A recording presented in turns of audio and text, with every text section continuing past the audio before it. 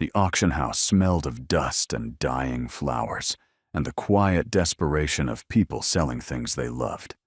Rowena Ashwick stood at the back of the room with her gloved hands clasped so tightly her knuckles ached beneath the leather, watching a stranger hold up her mother's pearl necklace to the light. The pearls caught the gray London afternoon, filtering through the tall windows, and glowed with the soft warmth of something that remembered being treasured. 40 years those pearls had lived against her mother's throat. Every Sunday, every birthday, every Christmas morning, when Margot Ashwick would come downstairs in her best dress, and her husband would say, as if seeing her for the first time, "There she is." Now a man with ink-stained fingers and a bored expression was assigning them a lot number. Rowena should not have come. Jasper had told her not to. Her brother had handled all the arrangements with the auction house himself, and he had been very clear that watching their family's belongings be catalogued and priced and scattered to strangers was not something she needed to witness. But Jasper handled things the way he always handled things, which was to say with optimistic vagueness and the cheerful conviction that everything would work out. And Rowena had learned years ago that someone in the Ashwick family needed to pay attention to the details. So here she was, paying attention, trying not to cry. The auctioneer's assistant moved to the next item, a writing desk of polished walnut that had belonged to her father. Edwin Ashwick had written every one of his letters at that desk, had kept his accounts there, and had sat behind it on the evening he told his children that his business partner had vanished with everything. The desk still had a ring on its surface from a cup of tea her father had set down the night the constables came. Rowena had tried to polish it out when she was 14. It never came out. She had stopped trying. "Lot 47, the assistant said, not looking up. "Writing desk, walnut, circa 1800, some surface damage. Starting bid, £4. £4. Her father's entire working life reduced to £4. Rowena turned away and nearly collided with a man standing directly behind her. He was tall, dark-haired, impeccably dressed in a way that made him look entirely wrong in this room of second-hand furniture and faded hope. His coat was cut with the kind of precision that cost more than everything in the auction combined. His eyes were blue and cool and fixed on her with an expression she could not read. He looked perhaps 30, and he carried himself with the unconscious authority of someone who had never once been told no. "Forgive me," Rowena said automatically, stepping aside. He did not move. He was studying her face with an attention that felt almost clinical, as if she were a problem he was trying to solve. Then his gaze dropped to the auction catalog in her hands, and something shifted in his expression. Recognition, though not of her. Recognition of something else. The situation, perhaps. The quiet mathematics of ruin. "These are your family's belongings," he said. It was not a question. "I beg your pardon?" "The catalog." He nodded toward it. "You've marked certain lots. The pearls, the desk, the landscape painting by the door. You're not here to buy. You're here to watch them go." Rowena felt heat climb her neck.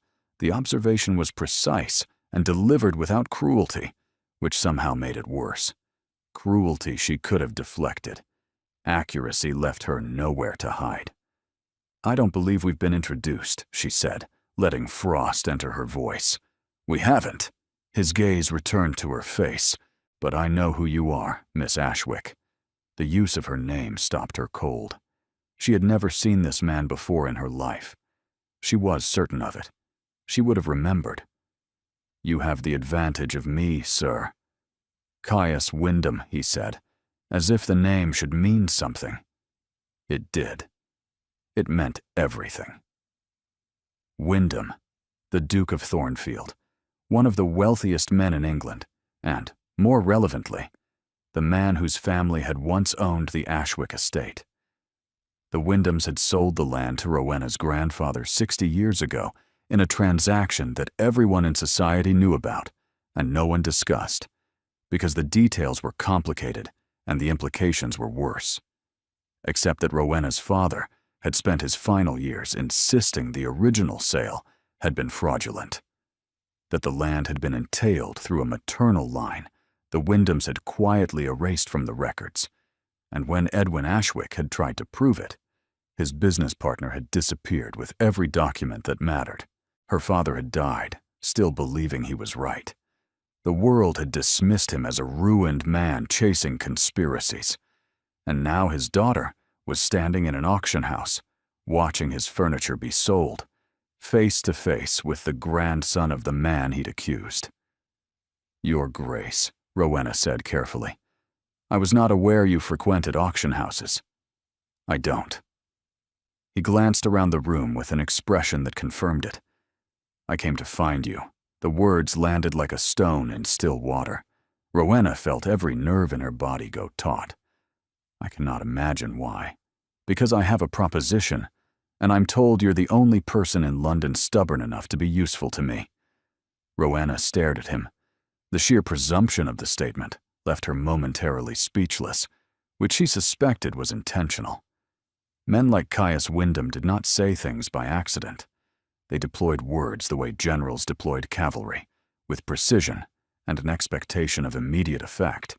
Before she could respond, a new voice cut through the low murmur of the auction room, bright and breathless and entirely out of place. "Caius, you found her." "Oh, thank heavens. I told you she'd be here. Didn't I tell you?"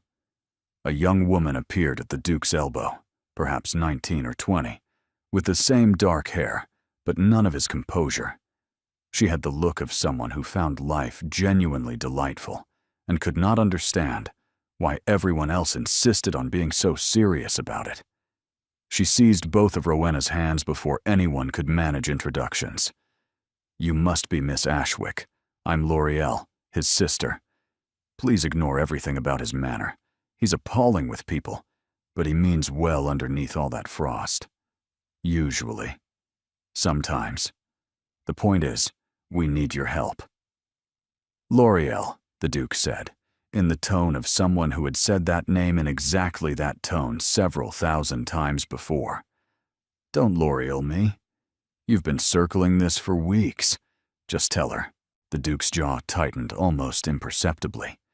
He looked at Rowena with those cool blue eyes, and she had the sudden, unsettling feeling that she was standing at the edge of something she did not yet understand.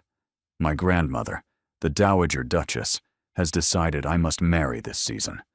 Her preferred candidate is Lady Clarice Dunmore. Suitable, well-connected, entirely appropriate by every measure society recognizes. I have no intention of marrying Lady Clarice or anyone else. But my grandmother is relentless, and Lady Clarice believes we have an understanding that I have never agreed to." Rowena waited, not understanding what this had to do with her. "I need someone to occupy the position," he continued. "Someone who can appear as a credible alternative. Someone intelligent enough to navigate the season without making errors, and unknown enough to disappear when the arrangement ends. Your name was suggested to me by a man called Dermot Selkirk, who I believe handles your brother's business affairs." Rowena's stomach dropped. Dermot. Of course. Jasper's perpetually scheming associate, always looking for the next arrangement, the next opportunity, the next way to profit from other people's problems. She was going to kill her brother. "Mr. Selkirk does not speak for me," she said flatly. "No. But he described your situation accurately. Your family is facing financial ruin. This auction will not cover your debts. Your brother's investments have failed. Your mother takes in needlework. Your father died believing he'd been cheated, and no one listened." The Duke paused. "I'm offering you a way out, Miss Ashwick. Not permanently, but long enough to change your circumstances." The clinical recitation of her family's humiliation should have made her furious. It did make her furious. But underneath the fury was something worse. The sick recognition that every word he'd said was true. And what precisely would I be required to do, she asked, keeping her voice level through sheer force of will. Live at Thornfield House for the season as my sister's guest and companion. Attend the expected social events. Allow society to believe I am courting you. When the season ends and my grandmother relents, we part ways amicably, and you leave with references and connections that will secure your future. You want me to pretend to be your romantic interest to avoid marrying someone else. I want you to solve a problem. He said it as if discussing estate management, not courtship. Romance is incidental. L'Oreal made a face behind her brother's back that suggested she disagreed with this assessment entirely. Rowena said nothing. She was aware of the auction continuing behind them. The low hum of bids and lot numbers. The sound of her family's possessions being valued and claimed and carried away. Somewhere in that room, her mother's pearls were being held up to the light by someone who did not know what they meant. She thought about what it would mean to say yes, to enter the world her father had believed had cheated him, to wear borrowed clothes and perform a version of herself that didn't exist. And she thought about what it would mean to say no, to go home and tell her mother the auction had raised less than they owed, to begin the slow arithmetic of what they could sell next. Rowena looked at the auction room around her, at the strangers pawing through her family's history, at the writing desk where her father had sat, broken and disbelieved. She thought of her mother at home, squinting at needlework by candlelight because they could not afford enough lamps. She thought of Jasper, who meant well, but whose optimism was a kind of blindness. She thought of her father, who had gone to his grave calling the Wyndham's thieves. And now, a Wyndham was standing in front of her, offering her shelter in exchange for performance. The irony was enough to choke on. 3 conditions, she heard herself say. The Duke's eyebrow rose fractionally. You're negotiating. You need me, Your Grace. That was apparent the moment you walked into an auction house in Cheapside, wearing a coat that costs more than this entire room. Whatever leverage I have, I intend to use it. You should know that about me now. L'Oreal clasped her hands together with barely contained delight. Something shifted in the Duke's expression. Not warmth, not exactly, but the beginning of interest, the way a man might look at a chess opponent who had just made an unexpected move. Name them, he said. First, my family is told I've accepted a position as Lady L'Oreal's companion. Nothing about courtship or arrangement. A respectable explanation, delivered properly, not through Dermot Selkirk. Done. Second, when this ends, I leave with letters of introduction that will help me secure a position as a governess or companion. Real letters, from real people, with real weight behind them. I won't go back to where I am now. L'Oreal stepped forward. I'll do better than letters. I'll introduce you to every family I know. You'll have your choice of positions. And third, the Duke asked. Rowena met his eyes directly. At no point during this arrangement will my father's claims about the Wyndham estate be used against me. I know what he believed. I know what your family says about it. But I won't have it weaponized. Not by you. Not by your grandmother. Not by anyone in your household. If you want me to play this role, you accept that my father's name stays out of it. The silence between them stretched taut as wire. Rowena could feel her heart hammering, but she held his gaze without flinching. She had learned that trick from her father. Look them in the eye, he used to say. The ones who look away first are the ones with something to hide. The Duke did not look away. You have my word, he said. All 3 conditions. He extended his hand. Rowena looked at it.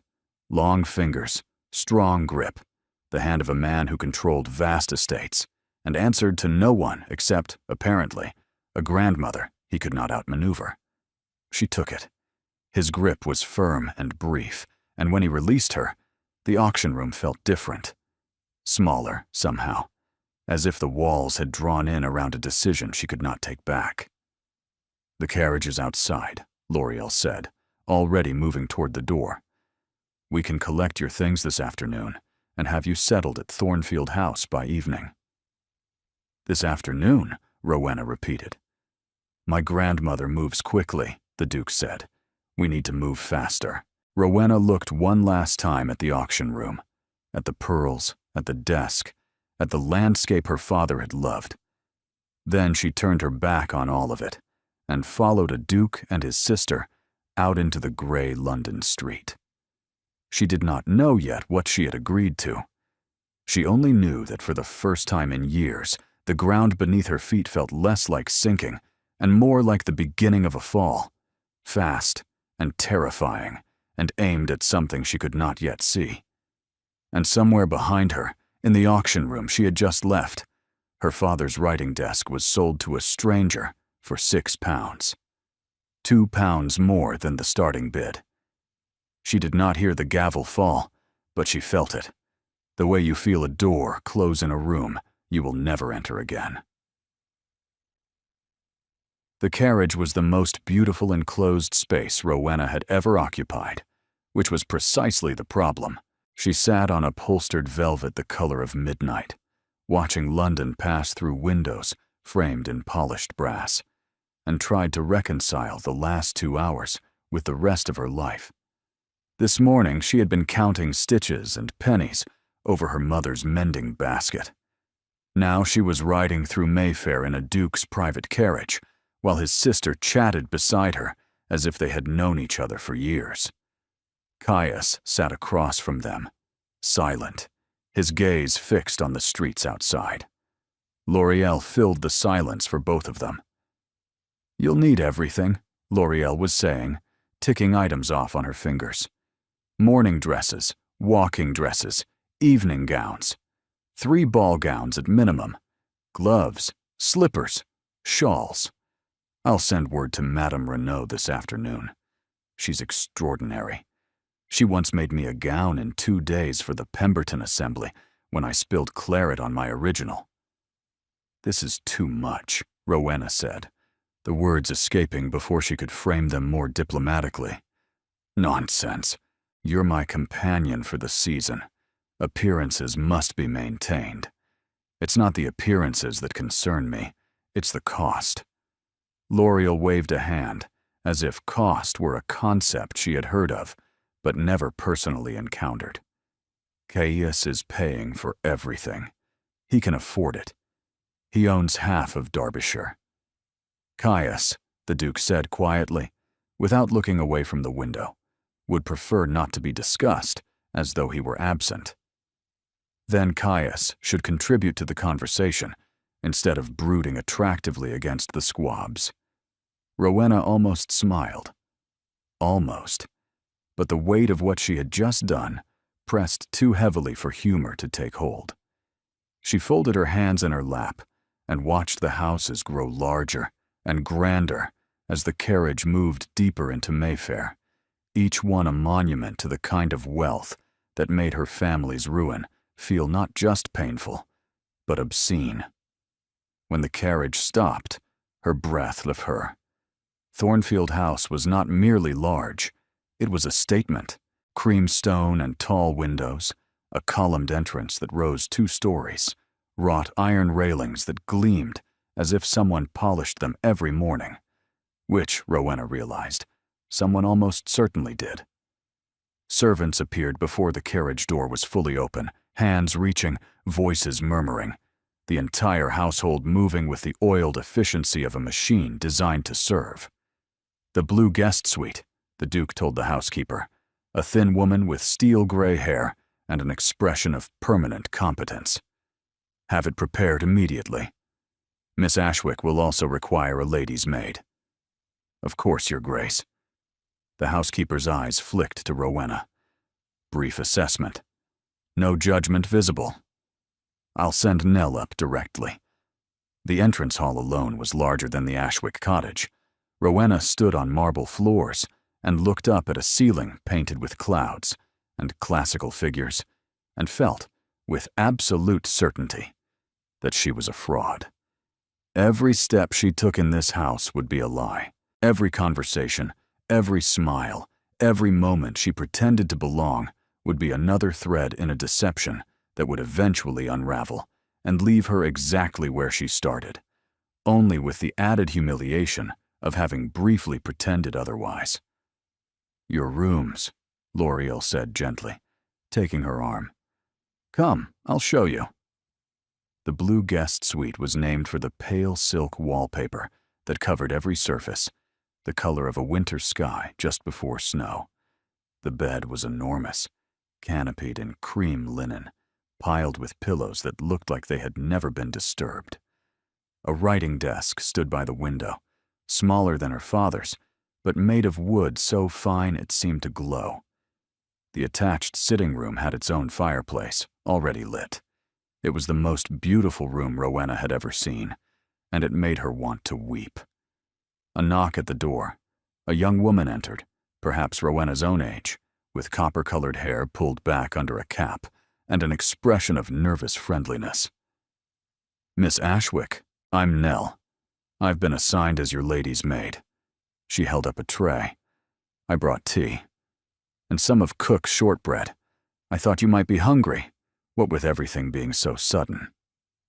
The small kindness undid something in Rowena's chest. She swallowed hard. "Thank you, Nell. That's very thoughtful." L'Oreal squeezed her hand at the door. "Rest tonight. Tomorrow we plan." And Rowena, she hesitated, then smiled. "I know this is strange, all of it, but I'm glad you're here. This house has been so heavy since Father died. Grandmother grieving through control, chaos grieving through silence. It needs someone new, someone real." She left, and Rowena was alone in her borrowed room, drinking borrowed tea, sitting on borrowed furniture, wrapped in a borrowed life. She set down the cup and moved to the window. The gardens below were immaculate, paths of pale gravel winding between hedges, shaped with mathematical precision. In the far corner, she could see a figure standing very still among the topiaries. The Duke. His hands were clasped behind his back, his face turned upward toward the darkening sky.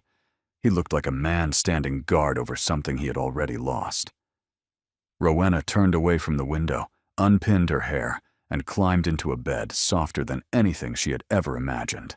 She should have been terrified. She should have been planning, calculating, preparing for whatever the morning would bring.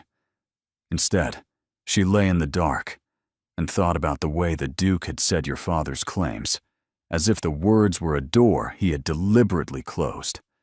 Not denied, not dismissed, just closed. And she wondered, with a sharpness that would not let her sleep, what was on the other side. The Dowager Duchess of Thornfield descended the main staircase at precisely 10 o'clock the following morning, with the measured authority of a woman who had spent 50 years bending the world to her preferences and saw no reason to stop now. She was smaller than Rowena expected, silver-haired, sharp-featured, dressed in black bombazine that she wore like armor rather than mourning. Her eyes were the same blue as her grandson's, but harder, polished by decades of watching people disappoint her and being proven right about it every time. "So," the Dowager said, stopping 3 steps from the bottom so that she looked down at Rowena from a height advantage she had clearly calculated. "You are the girl from the auction house." Rowena curtsied, drawing on every lesson her mother had ever drilled into her about posture and deportment. The Ashwicks might have lost their money. They had not lost their manners. "Your Grace, I apologize for the unconventional circumstances of my arrival." Unconventional. The Dowager repeated the word as if tasting it and finding it insufficient. "My grandson brings an unknown woman into this house without warning, installs her in the guest suite, and announces she will be his sister's companion for the season. Unconventional is generous, Miss Ashwick." Behind Rowena, she could feel L'Oreal tensing. From somewhere down the corridor, she heard what might have been the Duke's study door opening. I won't insult you by pretending this is anything other than what it is, Your Grace." The Dowager's expression shifted, barely perceptible, but there. A fractional narrowing of the eyes that might have been surprise or might have been the beginning of interest. "And what is it?" "Your grandson has offered me a temporary arrangement. I accepted it because my family's situation is desperate, and I saw no better option. I'm under no illusion about what I am to this household. A useful disruption. Nothing more." Silence. L'Oreal had stopped breathing. The Dowager studied Rowena the way one might study a document suspected of being either very valuable or very dangerous.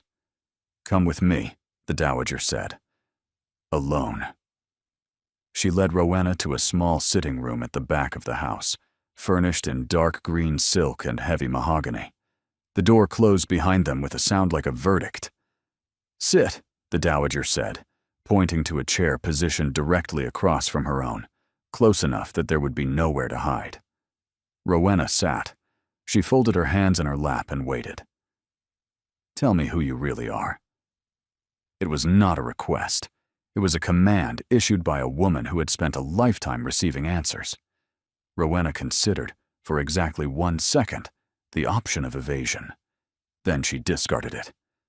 This woman would detect a lie the way a hound detects a fox, by instinct and with relentless pursuit. "My father was Edwin Ashwick. He was a merchant who built a successful import business from nothing. He was brilliant, everyone said so. He had a partner called Garrett Selkirk, Dermot's father, who handled the finances while my father handled the trade. When I was 12, Garrett Selkirk vanished overnight, with every penny the business had earned over 15 years. My father was left with debts he could not pay, and a reputation he could not repair." The Dowager listened without expression. He spent the rest of his life trying to prove that the theft was connected to a larger fraud, one that went back decades.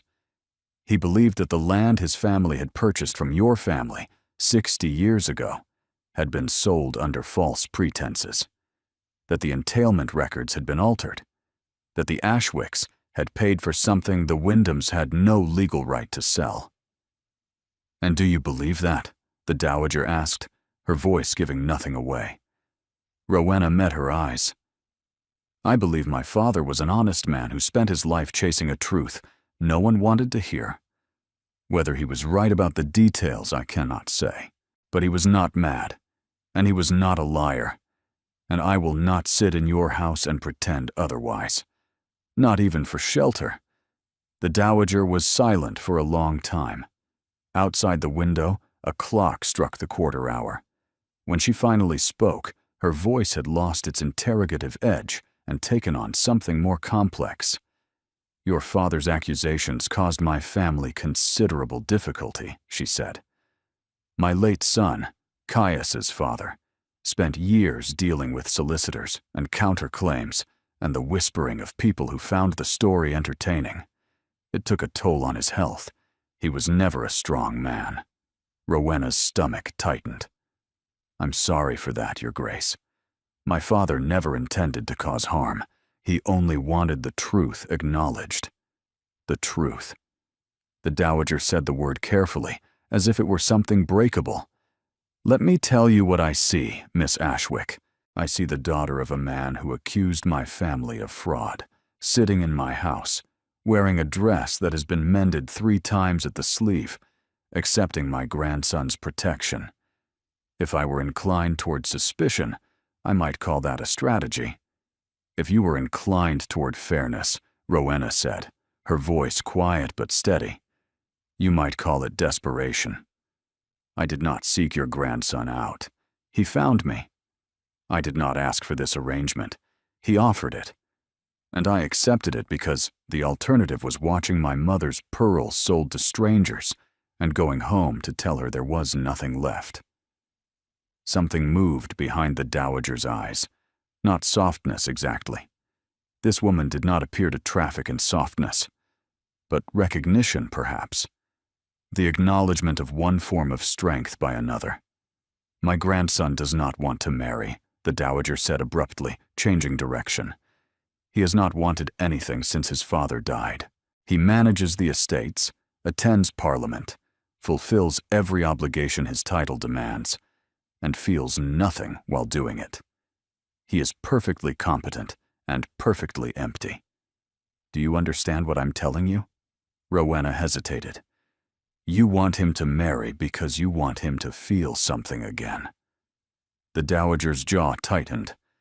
I want him to live. Lady Clarice Dunmore is everything a duchess should be. Beautiful, connected, wealthy. She is also profoundly dull, and she would bore him into an early grave. But she is suitable, and suitability is the only language my grandson currently speaks. Then why not let me serve my purpose? Rowena asked. Let me occupy the space, deflect Lady Clarice, give him the breathing room he apparently needs. When the season ends, I'll go. The Dowager leaned forward. Because arrangements have a way of becoming complicated, Miss Ashwick, and complicated arrangements in this house tend to hurt the people I love. She stood, moving to the window, her back straight as a blade. Her hands gripped the window frame, and for one unguarded moment, Rowena saw the tension in her knuckles, the effort of holding everything together through sheer will. My son died 8 months ago, the Dowager said. A fever that took hold so quickly, we barely had time to understand what was happening. Caius was in the north, managing the Thornfield country estate. He rode through the night, but he was 4 hours too late. He walked into his father's bedroom and found it empty. The servants had already changed the sheets. Rowena's throat closed. He has not spoken about it.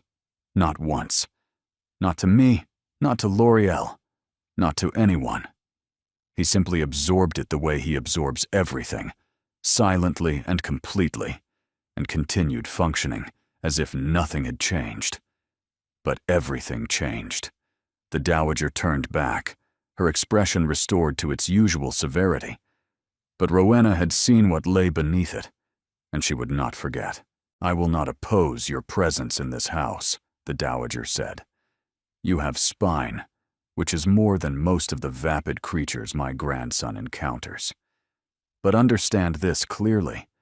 If you cause him pain, if you exploit his grief, if you use your father's claims to manipulate this family in any way, I will ensure that every door in England closes to you permanently. We understand each other?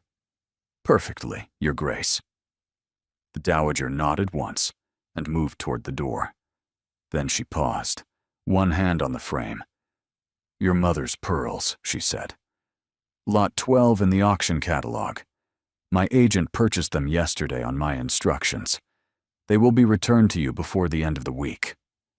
She left before Rowena could respond, which was fortunate because Rowena could not have responded.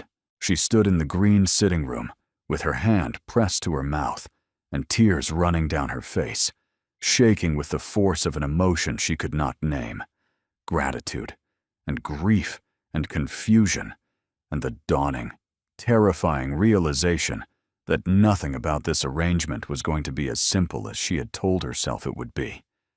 When she finally emerged, she found L'Oreal waiting in the corridor, bouncing on her toes. She likes you, L'Oreal whispered.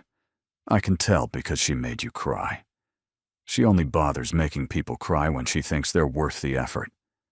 That is a deeply alarming method of showing approval, Rowena said, wiping her eyes. Welcome to the Wyndhams. L'Oreal linked her arm through Rowena's and steered her toward the morning room, already chattering about dress fittings and social calendars and which families to charm and which to avoid.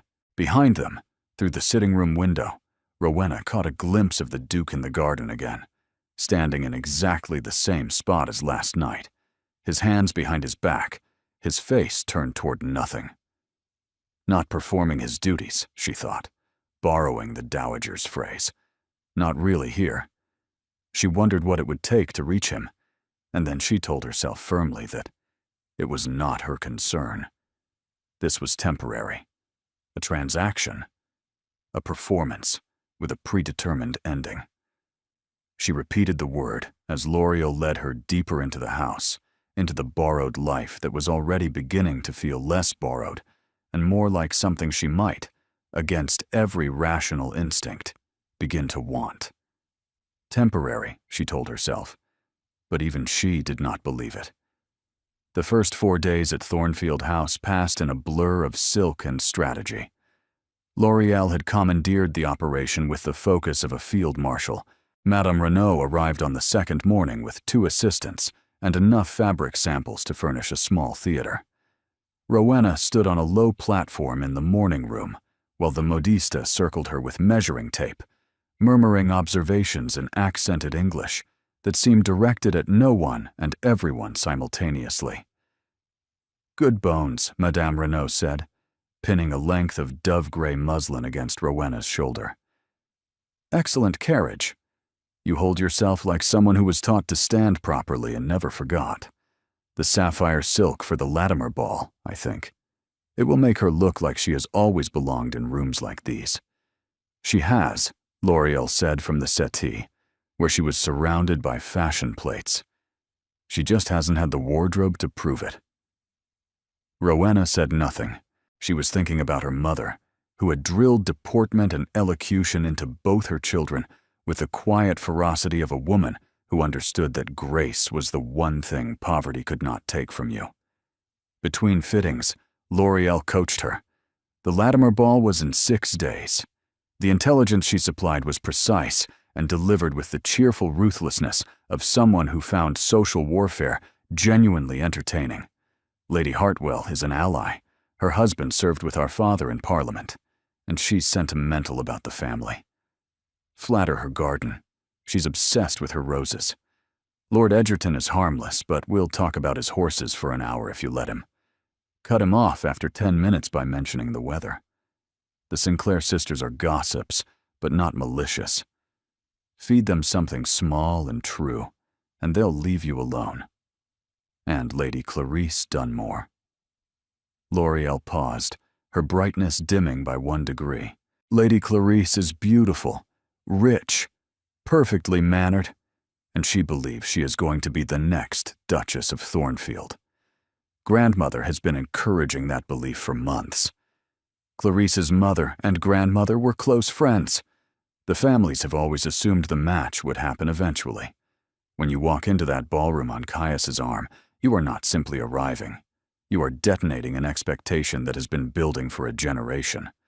Rowena absorbed this, and Lady Clarice herself. What is she like?" L'Oreal considered. "She is the kind of woman who is never wrong, because she never says anything interesting enough to be tested. She is polished and pleasant and utterly without depth. She will smile at you and mean nothing by it, and she will destroy you if she can, and mean nothing by that either. Do not underestimate her." Through all of this, the Duke remained absent. He appeared at meals, arriving precisely on time, contributing exactly as much conversation as courtesy required, and departing the moment the last course was cleared. He was unfailingly polite to Rowena. He asked if her rooms were comfortable. He inquired whether L'Oreal was being helpful. He expressed hope that Madame Renaud's work was satisfactory. Each exchange was perfectly correct and perfectly hollow, like speaking to a portrait that had been trained to respond. On the 4th evening, Rowena found him in the library. She had been looking for something to read, because the blue guest suite was too quiet after dark, and her thoughts became dangerous without occupation. The library was vast, 2 stories of shelves rising toward a ceiling painted with constellations, a fire burning low in the grate. The Duke was seated at a desk near the far wall, surrounded by papers. He did not look up. "I can leave," she said. "Stay." The word was spoken without inflection, as if her presence or absence were equally irrelevant. "I'm reviewing the quarterly accounts. It requires no concentration." That seemed unlikely, but Rowena did not argue. She moved to the nearest shelf and let her fingers drift along the spines. Philosophy, history, poetry. the library of a family that had valued knowledge for generations. "Your father's?" she asked. "Mostly." He read widely. He believed a duke who only read about duking was not worth the title. She almost smiled. It was the most human thing the duke had said to her. She pulled a volume of Cowper from the shelf and settled into one of the leather chairs. For several minutes, the only sounds were the scratch of his pen, the shift of coals in the grate, and the turning of pages. Then, without looking up, "You're watching me. I'm observing." A pause. "Is there a distinction?" "Watching is idle," Rowena said. "Observing is intentional. I observe because I'm trying to understand what I've walked into, and you are the least transparent person I have ever encountered." He set down his pen, not with irritation, but with the careful deliberateness of a man who was deciding whether to engage or withdraw. When he turned to face her, his expression was unreadable, but his eyes held something that had not been there before. Attention. Real attention, not the courteous performance he deployed at meals. "What have you observed?" he asked. "That you work constantly, that you eat without tasting your food, that you speak to your sister with affection, but never let the conversation go deeper than pleasantries, that you stand in the garden every evening at the same time, in the same spot, looking at nothing, that your grandmother is terrified for you, and you either cannot see it or will not." The silence that followed was so absolute, she could hear the clock ticking in the hallway outside. "My grandmother," the Duke said slowly, "is terrified of very little. She's terrified of losing you the way she lost your father. Not to death, to disappearance. You're still here, but you've left." He stared at her. Rowena held his gaze and waited for the dismissal, for the cold authority to return, for him to remind her that she was a temporary fixture in his household, and her observations were neither requested nor welcome. Instead, he said, "You speak very freely for someone in your position. You hired me to be convincing, Your Grace. Convincing requires understanding, and understanding requires honesty. If you wanted someone who would sit quietly and never look too closely, you should have hired someone with less to lose. I cannot afford to misread this situation." Something moved behind his eyes. Not warmth, not yet, but the first crack in something that had been sealed, shut for a long time. "My father used to say that honesty was the only luxury worth having," he said. He leaned back in his chair, the quarterly accounts forgotten. "Tell me about your family. Beyond what you told my grandmother. If we are to be convincing, I should know the details." It was practical, strategic, entirely transactional. So Rowena could not explain, even to herself, why it felt like an invitation. She spoke carefully at first, then with growing ease. She told him about her mother's resilience, the way Margot Ashwick could make a room feel warm with nothing but conversation and candlelight.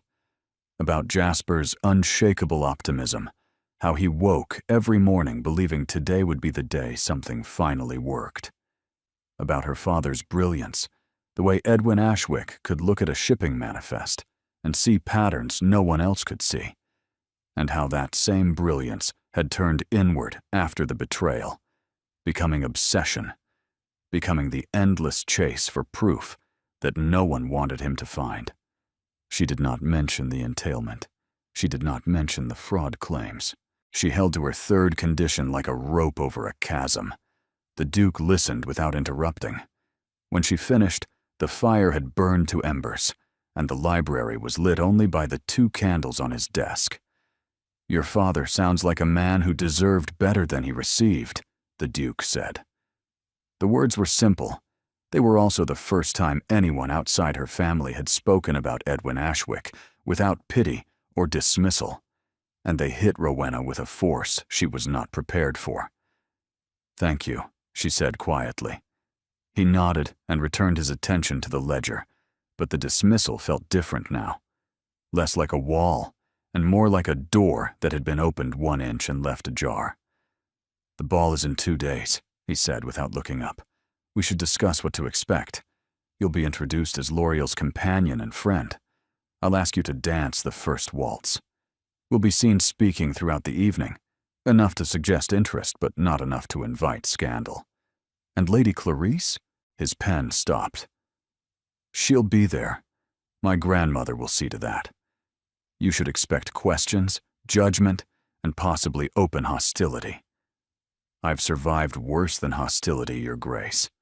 He looked up then, and for one unguarded moment, she saw something in his expression that made her breath catch.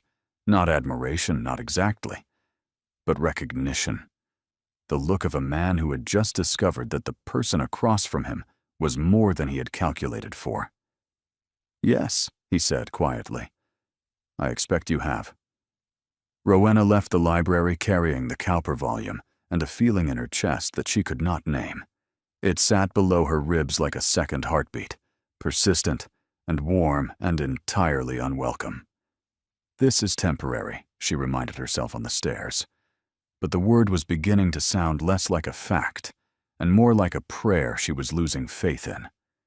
The sapphire gown fit as if Madame Renaud had somehow taken the measure of not just her body, but her ambitions. Rowena stood before the looking-glass in the blue guest suite and barely recognized herself.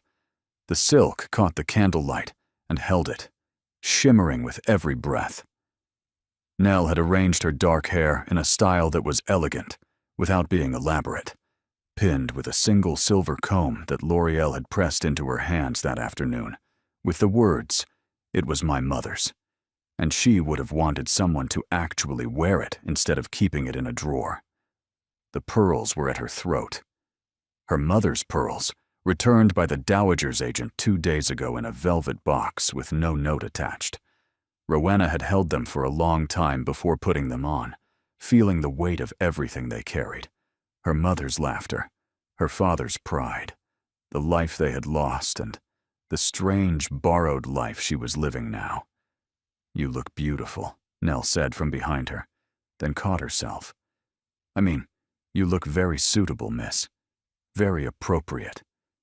"Beautiful is fine, Nell." Rowena turned from the mirror. "I may never wear anything this exquisite again. I intend to enjoy the word while it applies." L'Oreal appeared in the doorway in pale gold silk and gasped with theatrical conviction. "Caius is going to swallow his tongue. Caius is going to behave exactly as he always does," Rowena said, "which is to say, impeccably and without visible emotion." She was wrong. They met him in the entrance hall, where he stood in dark, formal evening wear that made him look like a man carved from authority and shadow. Rowena watched his gaze move from L'Oreal to her, and she saw the moment it caught. A fractional pause, the slightest hesitation in his breathing. His eyes traveled from the silver comb to the pearls to the sapphire silk and back to her face, and something crossed his expression that he suppressed so quickly she might have imagined it. Except she did not imagine it. She had spent 4 days learning to read this man, and what she had just seen was not indifference. "The gown suits you," he said. His voice was perfectly controlled. L'Oreal kicked his ankle, which Rowena was beginning to understand was a family tradition. "What my brother means," L'Oreal said sweetly, "is that you look stunning, and he is experiencing human emotions about it." The dowager descended last, in black silk and jet beads that made her look like a queen presiding over a military campaign. She examined Rowena for exactly 3 seconds. "Acceptable," she pronounced, and swept toward the carriage. The Latimer ball blazed with candles and expectation. Music poured from the ballroom in golden waves. Rowena felt her courage waver at the entrance, aware of eyes tracking their arrival, whispered calculations beginning before she had taken 3 steps. "Steady," the Duke murmured beside her, his hand at the small of her back. "Remember, tonight you belong here." She did not belong here, but she lifted her chin and walked as her mother had taught her. The introductions were relentless. Lady Hartwell and her roses, Lord Egerton and his horses, the Sinclair sisters extracting details with cheerful persistence. And then Lady Clarice arrived. She was exquisite. Pale blonde hair arranged to perfection, a gown of rose-pink silk that probably cost more than the Ashwick cottage, skin like cream, and eyes like a winter pond, pretty on the surface and cold underneath. She moved through the crowd with the ease of someone who had never questioned whether she belonged anywhere, because the answer had always been yes. "Your Grace," she said, curtsying to the Duke with the precise depth that conveyed both deference and possession. "How lovely to see you again. And this must be Miss Ashwick, L'Oreal's friend, is it?" The pause before friend was surgical, a scalpel wrapped in silk. "Lady Clarice," Rowena replied, matching her smile exactly. "What a beautiful gown. Pink is clearly your color. How kind. I had it made in Paris. One does try to maintain certain standards." She turned to the Duke as if Rowena had already ceased to exist. "I hope you'll save me a dance, Your Grace. We have so much to discuss. Your grandmother was just telling my mother about the most wonderful plans for the summer." "My card is rather full this evening," the Duke said. The words were polite, but the temperature around them dropped several degrees. "Surely you can find room." Lady Clarice's smile did not falter, but something sharpened behind her eyes. "For an old friend." "I'm sure we'll speak later, Lady Clarice," the Duke said, in a tone that made it clear they would not. She withdrew with perfect grace, but Rowena caught the look she cast backward, a look that said, "This is not over with absolute clarity." The orchestra struck up a waltz. The Duke turned to her and extended his hand. "I believe this is ours." Rowena had practiced with the dancing master L'Oreal had hired, a small, fierce Frenchman who shouted instructions as if lives depended on proper footwork. But practice had not prepared her for this. The Duke's hand at her waist, her gloved palm pressed against his, the weight of 100 watching gazes as they moved onto the floor. "Stop counting," he said quietly as they began to move. "I'm not counting." "You are. Your lips are moving." She almost laughed, and the near laughter broke something loose in her. She stopped thinking about steps and let the music carry her, let his lead guide her through the turns. He danced the way he did everything, with controlled precision.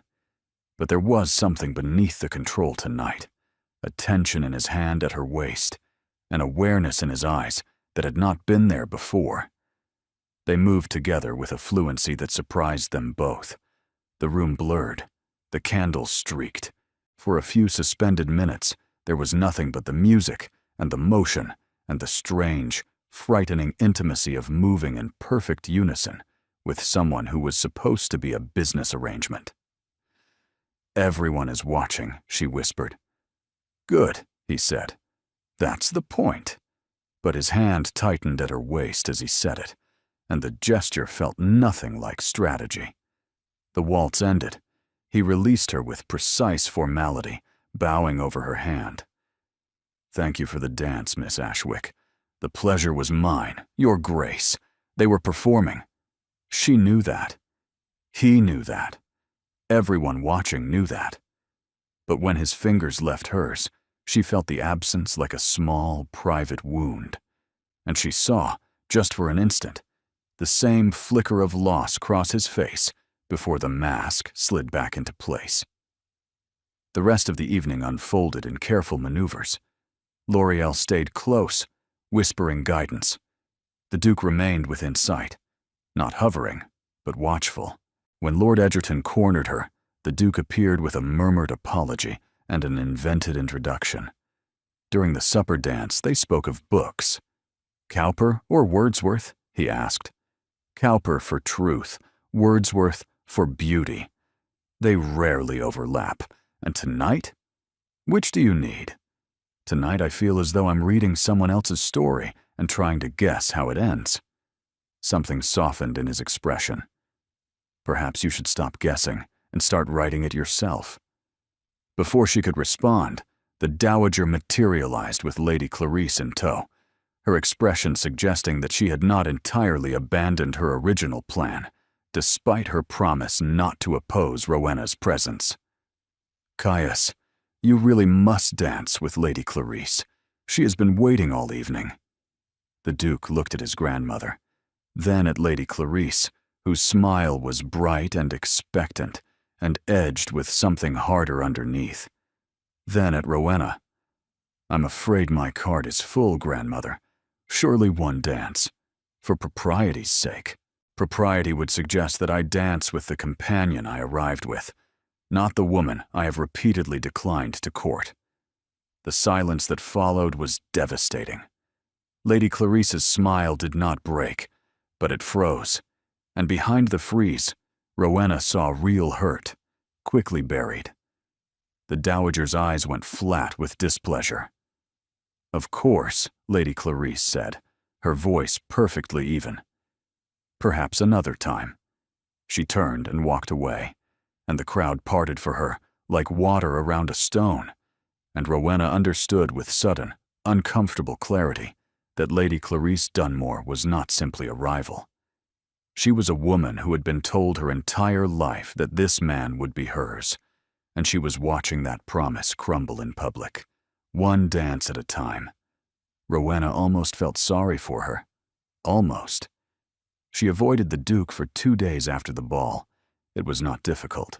He seemed to be avoiding her in return, retreating into his study and his estate papers with renewed determination, appearing at meals with the punctual indifference of a clock striking the hour. They exchanged courtesies across the breakfast table. They passed in hallways with small nods. They did not return to the library. Rowena told herself this was appropriate. The ball had been a success.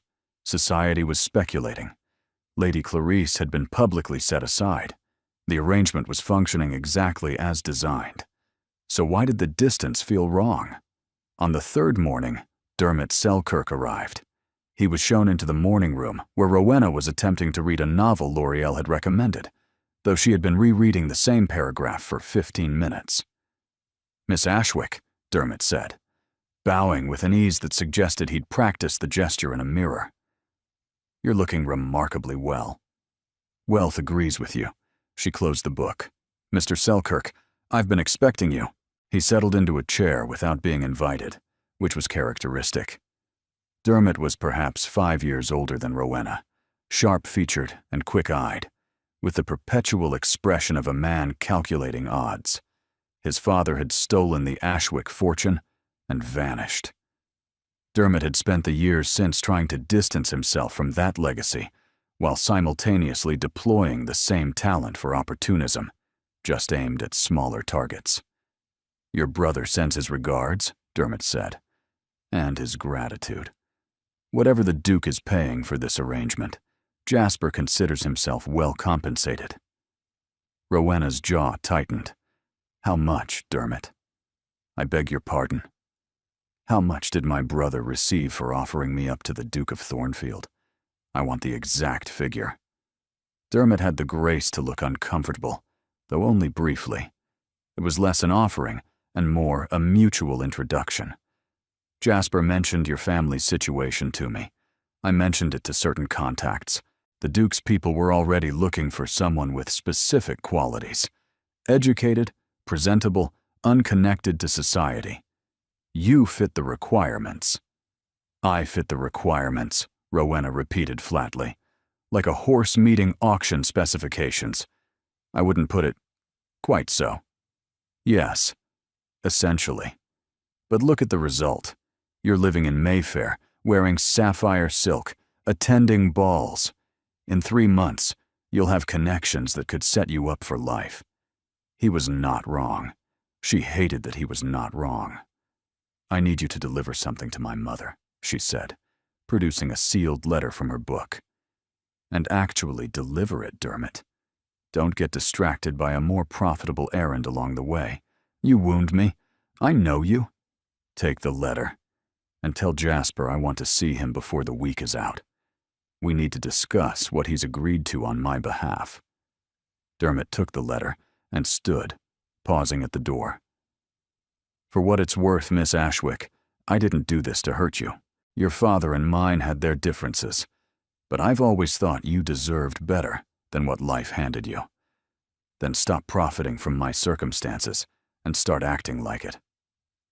He left with a rueful smile that she suspected was genuine, which only made it more infuriating. She had barely recovered her composure when the Duke appeared in the doorway. He carried a flat package wrapped in brown paper, and his expression held something she had not seen before, a tension around the eyes that might have been uncertainty. "I saw Selkirk leaving," he said. "Did he disturb you?" "No more than his general existence disturbs me." Rowena set the novel aside. "Can I help you with something, Your Grace?" He entered the room and placed the package on the table between them. "I wanted to give you this." She unwrapped it carefully, folding back the brown paper to reveal a leather portfolio, old but beautifully maintained, embossed with initials she did not recognize. She opened it. Inside were documents, letters, contracts, surveyor's notes, all written in hands she did not know and dated 60 years earlier. At the top of the first page, in ink that had faded from black to a deep amber, she read the words, "Deed of transfer, Ashwick Estate, from the Wyndham Family Trust." She stopped breathing. "These are from our family's archives," the Duke said. His voice was carefully neutral, but she could hear the effort it cost him. "My father kept them locked in a separate cabinet in the library. I found them after his death, while sorting through his papers." Rowena stared at the documents. Her hands were trembling, and she could not make them stop. "These are the papers my father spent years looking for. Some of them. Not all. There are gaps, missing pages, documents that should exist but don't. I don't know what they prove or don't prove. But your father believed something was wrong with the original sale, and these suggest he may not have been entirely mistaken." The room tilted. Rowena gripped the edge of the table and forced herself to breathe. Her third condition. Her father's claims were not to be used against her. She had demanded that as protection, as a wall between her family's pain and this arrangement. She had not expected the Duke to walk through that wall voluntarily, carrying evidence. "Why?" she whispered. "Why give these to me?" "Because I found them in my father's private files. He kept them separate from the estate papers, hidden deliberately. I don't know why. I don't know what he intended to do with them. But I do know that your father asked for these documents repeatedly, through solicitors and through the courts, and was told they did not exist." He paused. They existed. My family lied. The silence between them was immense. Rowena could hear her own pulse in her ears, could feel the weight of the leather portfolio beneath her fingers like a living thing, like a heart that had been beating in the dark for 60 years, waiting to be found. "This changes everything," she said. "It changes the past. It does not have to change the present. What you do with those documents is your decision, Miss Ashwick. I'm not giving them to you as part of our arrangement. I'm giving them to you because they belong to you, because my family should have surrendered them decades ago, and because your father deserved to be heard." Rowena looked up at him. The controlled facade was still there, the careful composure, the measured distance. But underneath it, for the first time, she saw something raw. Shame, perhaps, or the particular pain of discovering that the people you loved had done something unforgivable. "Your grandmother," Rowena said. "Does she know about these?" His jaw tightened. "No." "Your father?" "My father is dead. Whatever he knew, he took with him."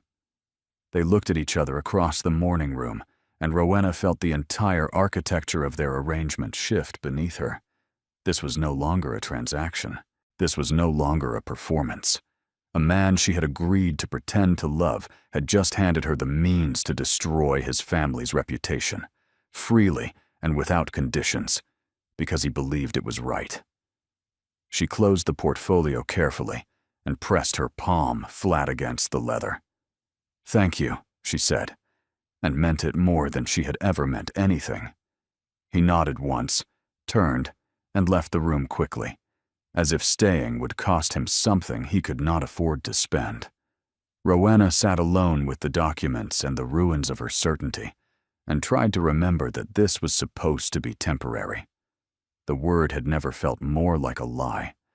The Caulfield musical was smaller than the Latimer Ball, more intimate, which made it more dangerous. Rowena had spent 2 days reading the documents. What she found was incomplete, but damning. Letters between solicitors suggesting the entailment had been deliberately obscured. A surveyor's note referencing a maternal inheritance line absent from the official records. Fragments of a truth her father had spent his life chasing, scattered across 60 years of careful silence. She had not told the Duke what she found. The musical was polished, a quartet performing Handel in candlelight. Rowena was beginning to relax when she heard her name from a cluster of matrons near the refreshments. Ashwick, the merchant's daughter. Her father died raving about stolen land. Tragic, really. The apple never falls far. The Duke appeared beside her before the words had finished landing. "Walk with me," he said quietly. He led her through a side door into a conservatory. Glass walls, potted ferns, the smell of damp earth and green growing things. The music floated through, muted and distant. "You heard them," he said. "Everyone hears them. That's the point of saying it loudly." He was silent for a moment. "Then, I read my father's journals this week, after I gave you the documents. I wanted to understand what he knew." Rowena's breath stopped. He found the same gaps you'll find. The missing pages, the absent contracts. He wrote about them in his private diary. Dated entries, going back years. He was investigating quietly, without telling my grandmother. He believed the original sale was compromised. He was trying to find a way to make it right without destroying the family's reputation. "And then he died," Rowena said. "And then he died. And the investigation died with him, because I didn't know about it until I opened his desk and found papers I was never supposed to see." They stood among the ferns, the music floating through glass, and Rowena understood that this man had been carrying this knowledge alone for months. The grief of losing his father compounded by the discovery that his father had been hiding something. Shame and love tangled together in a knot he could not untie. "Why are you telling me this?" she asked. "Because you deserve the truth, and because I am tired of carrying it alone."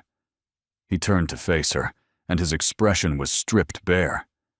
No composure, no calculation, just exhaustion and honesty and something else, something that made her chest ache. "You make it easier to carry." Rowena felt the ground shift beneath her. This was the moment the arrangement ended and something else began. She knew it. He knew it. The only question was whether either of them was brave enough to acknowledge it. "This is not what I agreed to," she whispered. "No."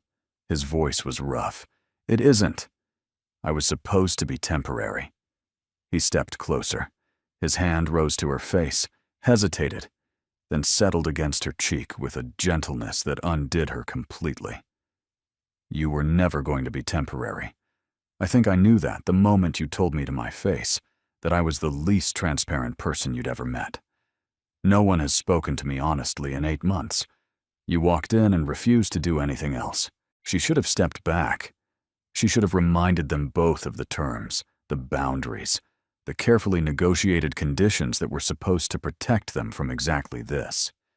Instead, she leaned into his hand and said, "I'm going to regret this." He kissed her. not the formal gesture of the ball, controlled and public and designed for witnesses. This was private. This was real. His mouth on hers, careful at first, then deeper, his hand sliding from her cheek to the back of her neck, drawing her closer.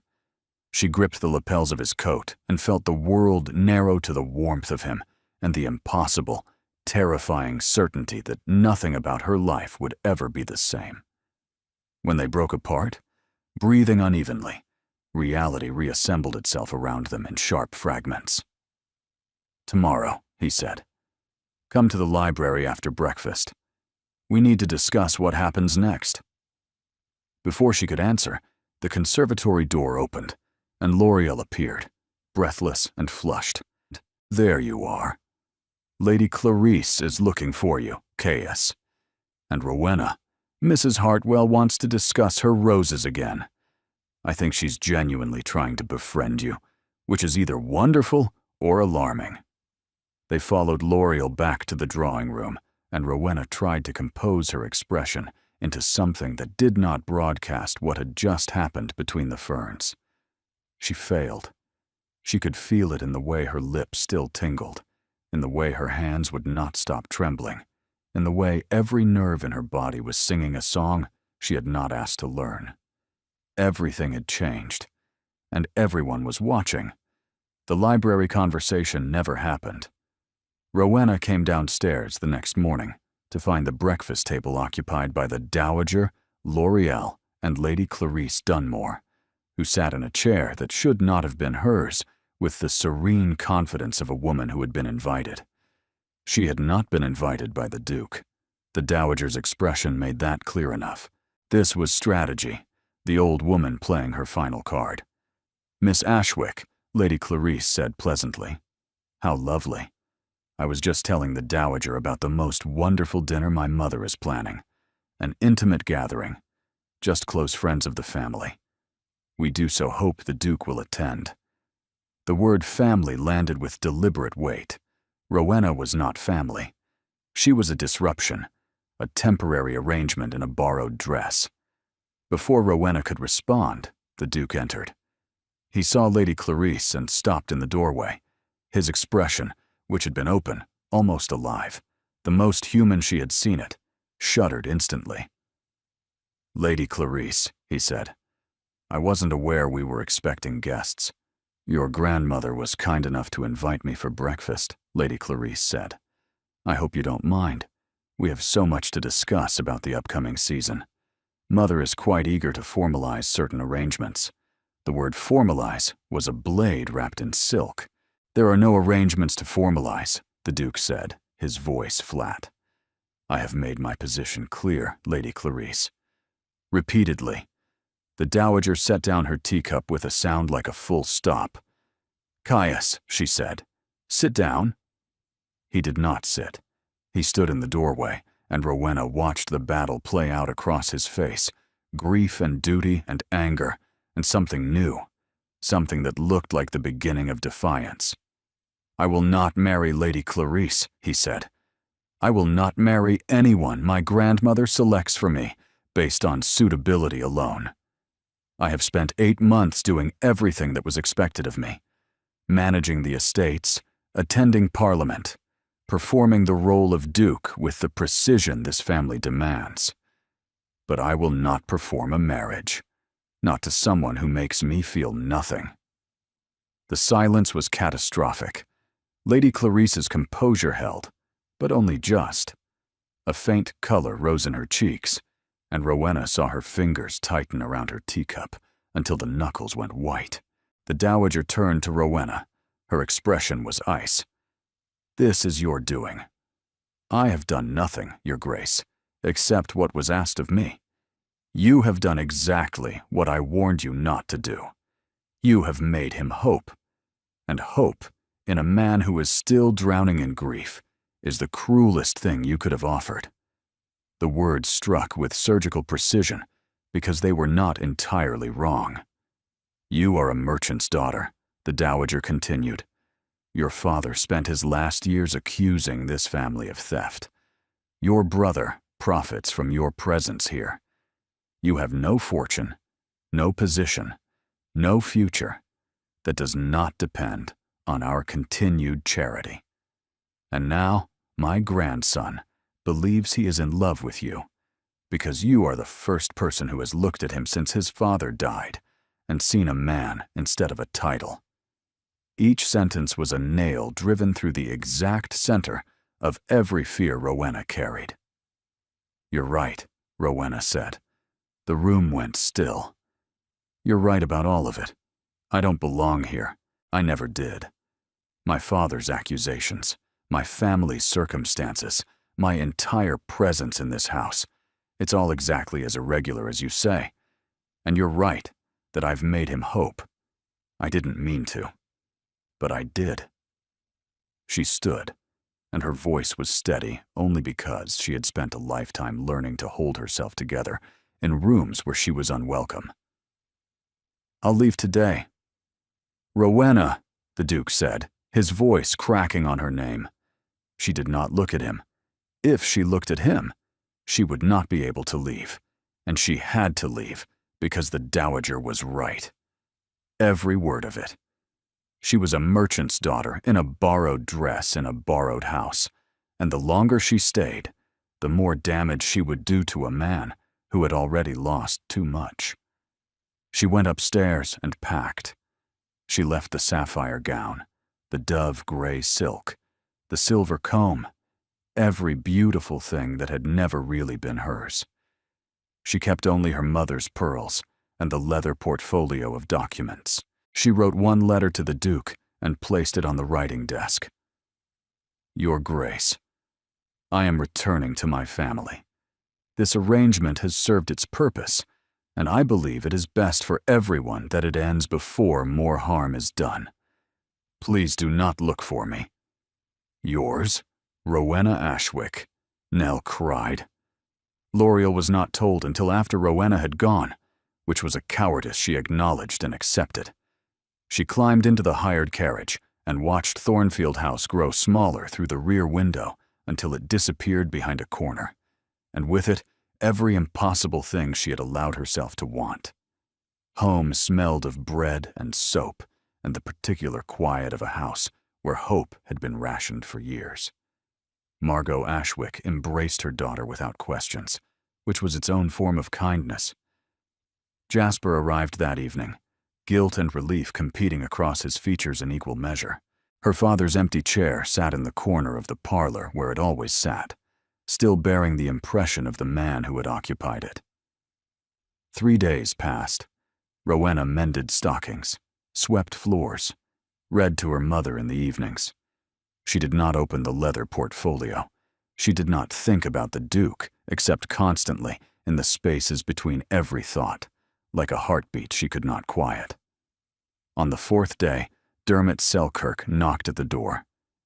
"Miss Ashwick," he said, and for once his expression held no calculation. "Just urgency." "The Duke sent me. I don't want to hear it. He's dismissed Lady Clarice publicly.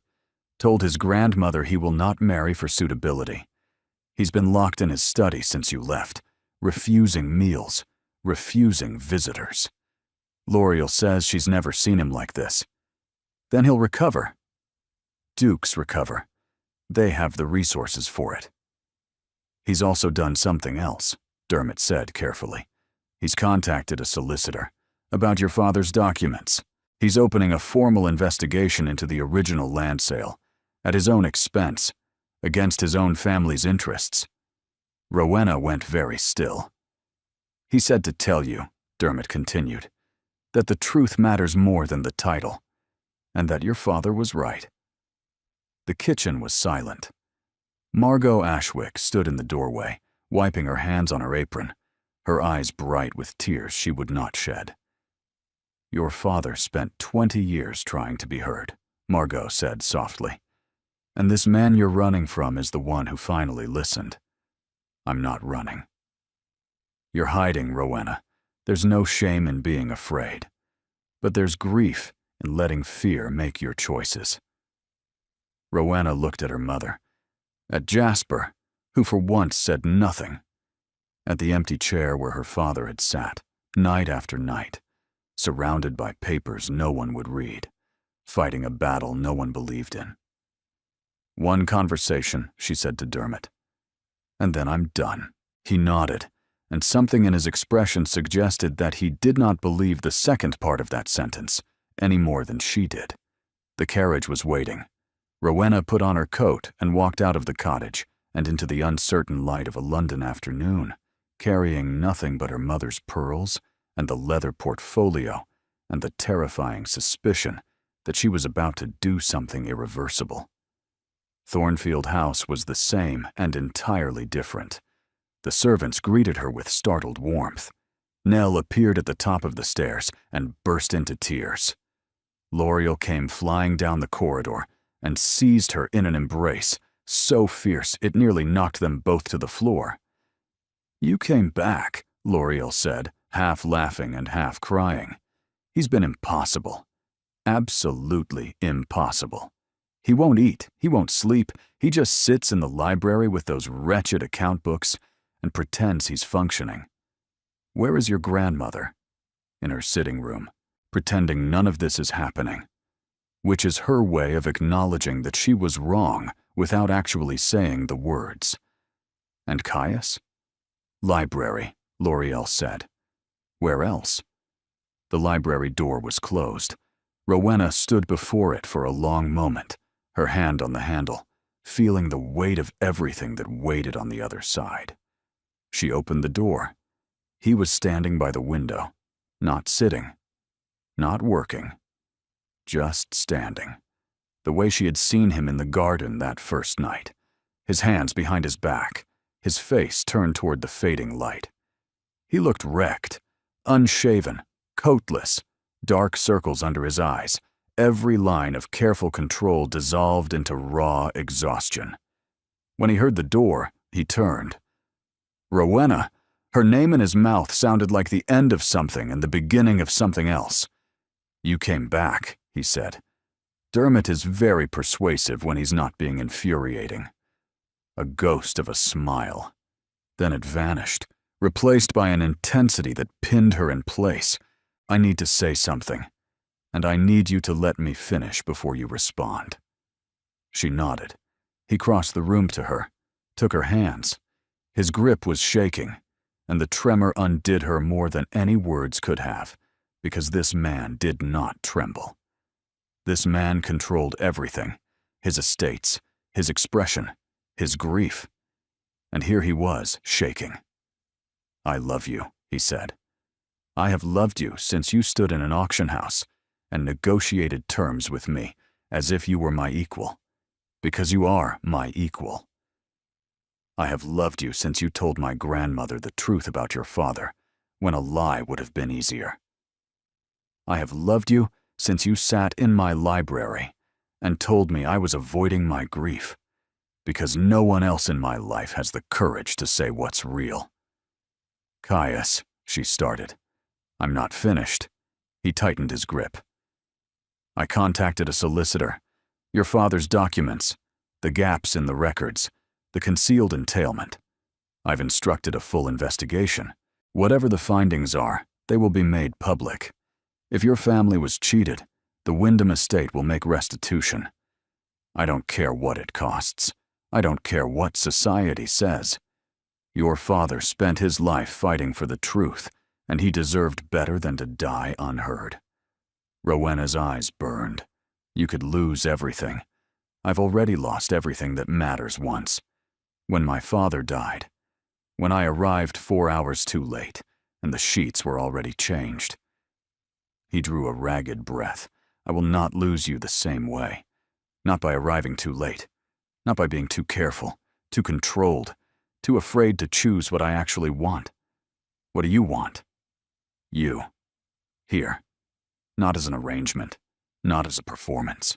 As my partner, my equal, the person who makes me present in my own life. I want to stop performing duty and start living, and I want to do it with you." She was crying. She had not realized she was crying until she felt the tears on her hands where they gripped his. "Your grandmother will never forgive this. My grandmother will adapt. She always does.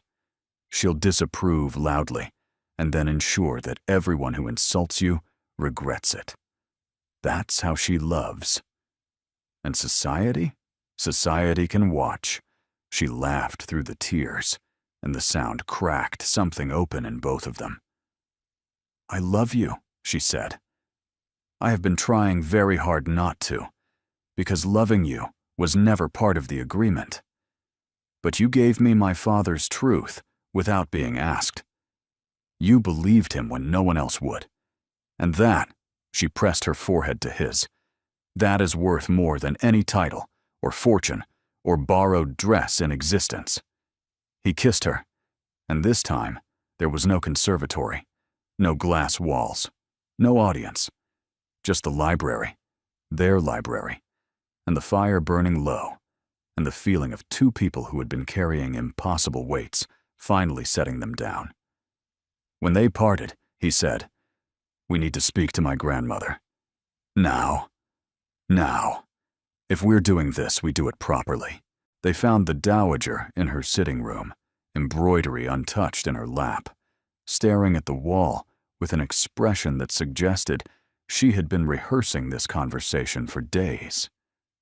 "So," the dowager said when they entered, "the prodigal returns." "Your Grace," Rowena said, stepping forward. "May I speak?" The dowager's eyebrow rose. She gestured permission. "You told me I was a merchant's daughter, playing at something beyond my station. You were right. I am a merchant's daughter. My father built something from nothing and lost it to a betrayal he spent his life trying to prove. I have no fortune. I have no title. I have no grand connections.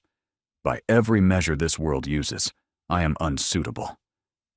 She paused, drew a breath. "But I love your grandson. Not his title, not his houses, not his wealth. I love the man who reads Cowper in the evening and stands alone in the garden because he doesn't know how to grieve in front of people. I love the man who gave me documents that could damage his own family because he believed my father deserved justice. I love him, and if you let me, I will spend the rest of my life making sure he knows he is more than a duty to be performed." The dowager was silent for a very long time. Then she said, "Your father came to see me once. Did you know that?" Rowena shook her head. 3 years before he died, he sat in this room and told me he had proof that the original sale was fraudulent. He was calm, methodical, and entirely reasonable. He asked me to look at his evidence. I refused. I told him the matter was settled and his accusations were unwelcome." The dowager's hands tightened on her embroidery frame. "I was wrong to refuse him. I knew it then, and I know it now. Your father deserved to be heard, and I chose the comfort of silence over the discomfort of truth. That is not a mistake I intend to repeat." She stood. "I don't approve of this match. I think it will cause scandal, hardship, and endless difficulty. You will be scrutinized. You will be mocked. Some doors will close permanently. I understand, Your Grace, but I will not oppose it, and anyone who speaks against you in my hearing will discover precisely how much influence a dowager duchess still commands." She crossed the room, took Rowena's face in both hands, studied it for a long moment, and then released her with a nod that carried the weight of surrender, and, beneath it, something that might have been relief. "You have his stubbornness," the dowager said. "Your father's. It will serve you well. You'll need it." The Redmond Assembly was the final event of the season, and all of London knew what was coming. Rowena stood at the top of the staircase in a gown of deep emerald silk that the dowager herself had commissioned. "If you insist on making a spectacle," the old woman had said tartly, "at least make it a beautiful one." The ballroom below blazed with candlelight and expectation. Every face was turned upward, watching, waiting. "Ready?" Caius murmured beside her. Not remotely. He smiled, a real smile. the rarest thing in his repertoire, and she had caused it. They descended together. The whispers rose like a tide. Rowena saw Lady Clarice standing with her mother, her expression carefully blank.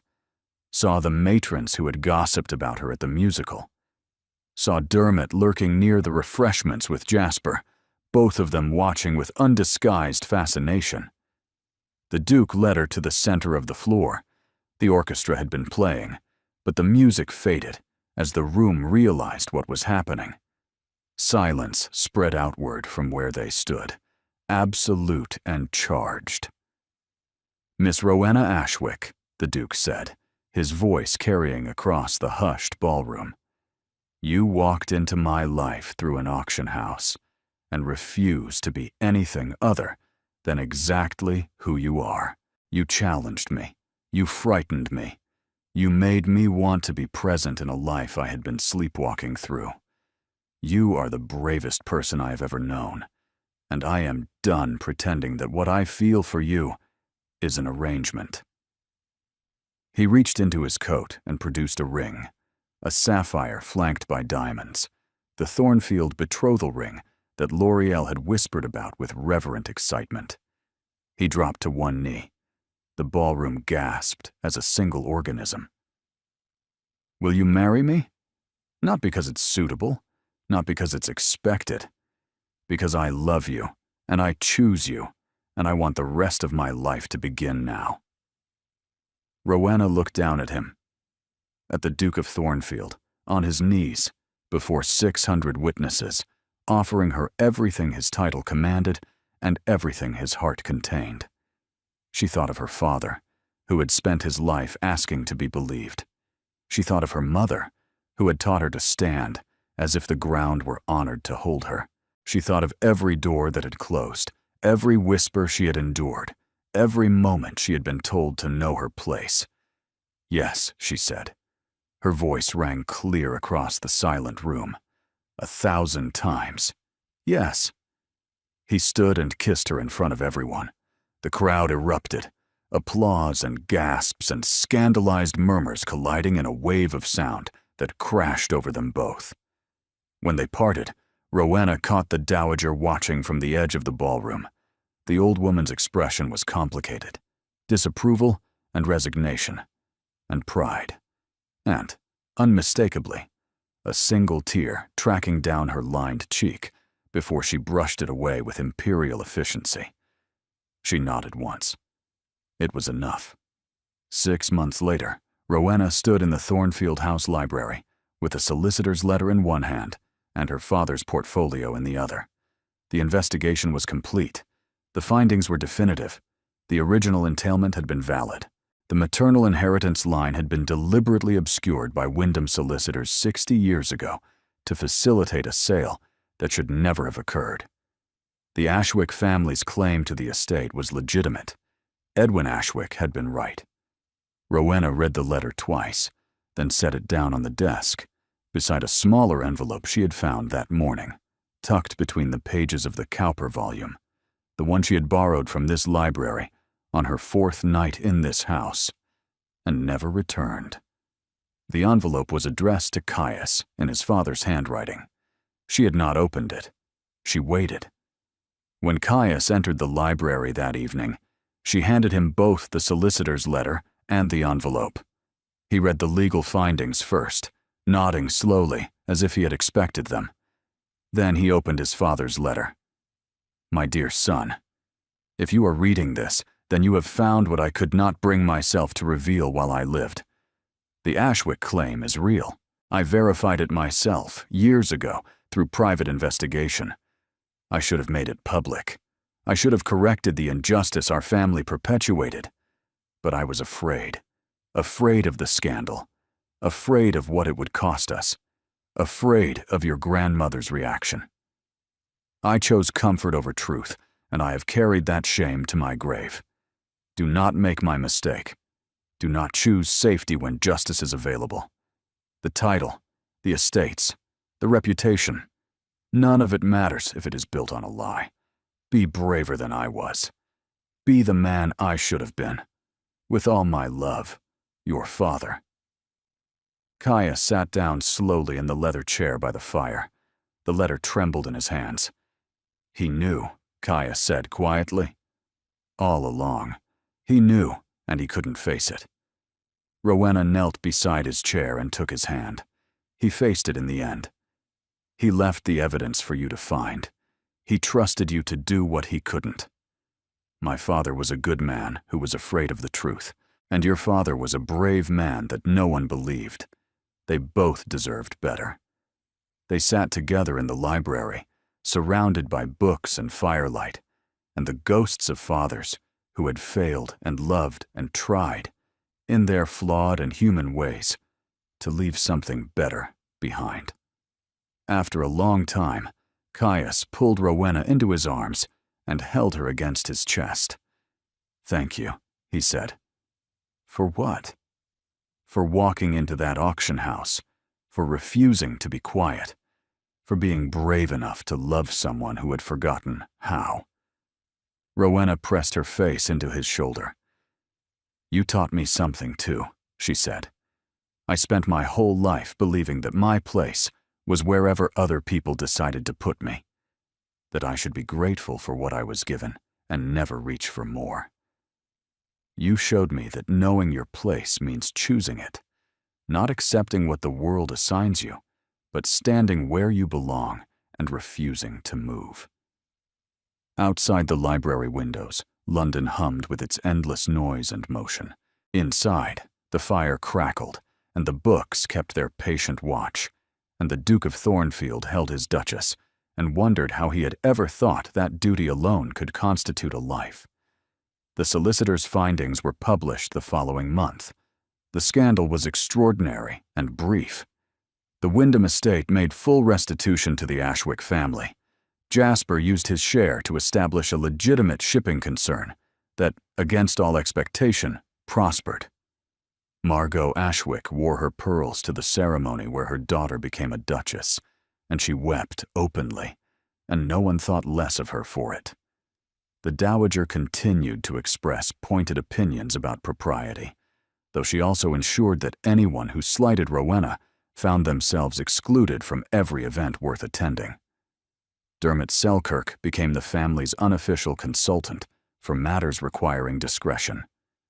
Caius kept him on a short leash.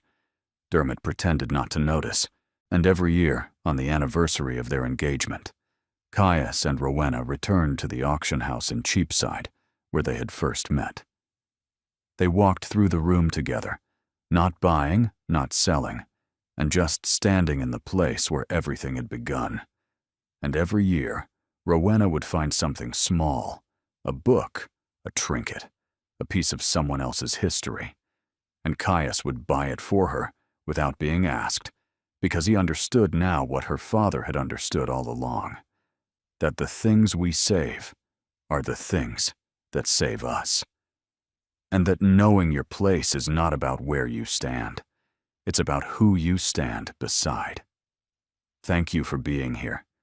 You are the reason these stories exist, because you believe in love that fights for truth, in characters who refuse to be silent, in endings that are earned through courage, not convenience.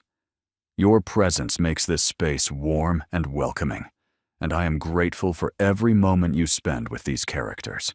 Consider subscribing if you would like more stories with emotional depth and genuine heart. Thank you for being here. You make this community what it is,